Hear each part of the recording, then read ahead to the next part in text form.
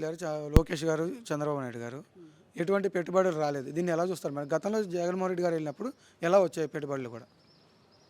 Jaganmohan Reddy guarantee సత్తా ఉన్న నాయకుడు కాబట్టి ఆయన ఎక్కడికి వెళ్ళినా కూడా ప్రజలకి సహాయం చేయడానికి అనేక మంది ముందుకొచ్చారు. ఈ రోజున చంద్రబాబు నాయుడు గారు నేను విజనరీని అని ప్రజల్ని మభ్య పెడుతూ మాయ చేస్తూ ఆంధ్ర జనం చూసుకుంటే అట్లీస్ట్ ఒక 4 కోట్ల మందో 5 కోట్ల మందో ఉంటారు. ప్రపంచం మొత్తం చూసుకున్నా ఒక 800,000 కోట్లు ఏమో ఉంటారు. 800 కోట్లు ఉంటారు. సో అట్లాంటిది ఈయన 20 లక్షల మంది ఎంప్లాయ్మెంట్ ఇచ్చేసాను అని చెప్తున్నారు. ఎక్కడిచ్చారు?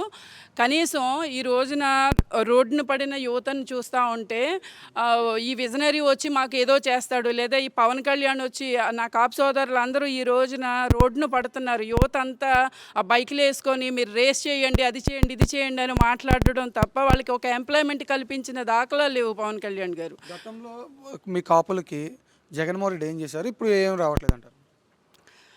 జగన్మోహన్ రెడ్డి గారు ఉన్నప్పుడు కాపు భరోసా ఇచ్చారు.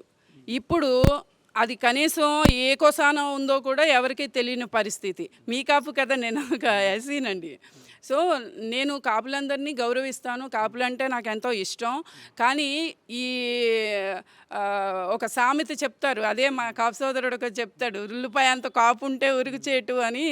అట్లాంటి కాపు స్వభావాలున్న వ్యక్తి మన పవన్ కళ్యాణ్ గారు. అలాంటి మనుషుల్ని అసలు ఎంత మభ్య పెట్టాడు. అదే జాతిని వాడుకున్నాడు, కులాలని వాడుకున్నాడు, మతాలని వాడుకున్నారు ఆయన.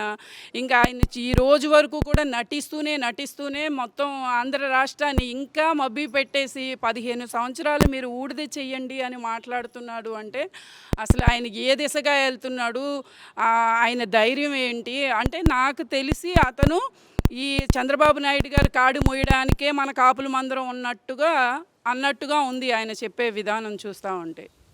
మీరు ఎస్సీ కాబట్టి దళితుల్లో గతంలో జగన్మోహన్ రెడ్డి గారు మీకు భద్రత ఎలా ఇచ్చారు? ఇప్పుడు చంద్రబాబు నాయుడు ప్రభుత్వంలో ఇప్పుడు ఎలా ఉంది భద్రత మీకు?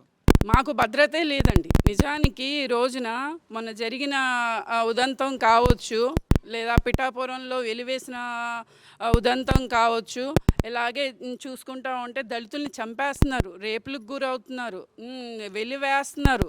ఒక రకంగా చెప్పాలంటే దళితులు అనే దానికి ఎలాంటి అర్థం లేకోకుండా వాళ్ళు మనుషులు కాదు, వాళ్ళు ఏదో వెనకబడ్డ వాళ్ళు, లేక వాళ్ళు అదే పూర్వకాలం ఏదైతే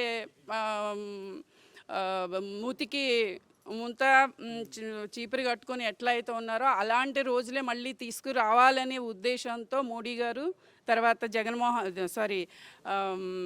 చంద్రబాబు గారు, పవన్ కళ్యాణ్ గారు ఇది రాజ్యాంగాన్ని మార్చేసే దిశగా వాళ్ళు వేస్తున్న అడుగులు అలా ఉన్నాయండి.